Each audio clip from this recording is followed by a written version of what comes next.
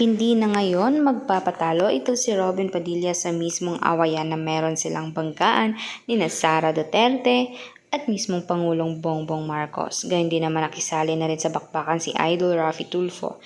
Dito mapapag-alaman natin na talagang parang gustong pumanig mismo ni Robin Padilla dito kaya Duterte dahil nasa side siya mismo ni Sara.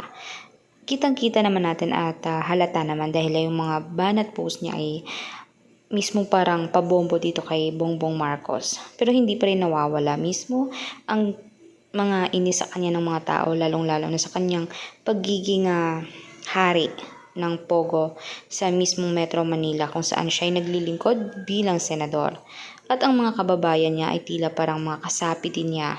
Dito ay kitang-kita natin kung gaano talaga kalupit ang galit ni Idol Raffy Tulfo dahil ayaw naman sana niyang panglamangan pa mismo ni Senador Robin Padilla ang mga Pinoy. At ito naman si Bongbong Marcos, totoo nga ba na kayamanan lamang ang gusto niya? Pero marami din naman ang bumoboto sa kanya at naniniwala sa kanyang mga kakayahan bilang presidente.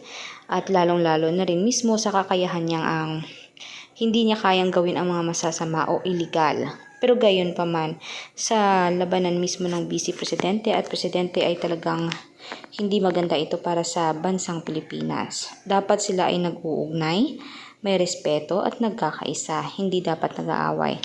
Dahil pag ganito lagi ay talagang hindi natin alam ang mga gerang mangyayari sa bansang Pilipinas. Kaya for more public videos, subscribe, like at share ng ating videos on public. Maraming salamat mga kanetasen.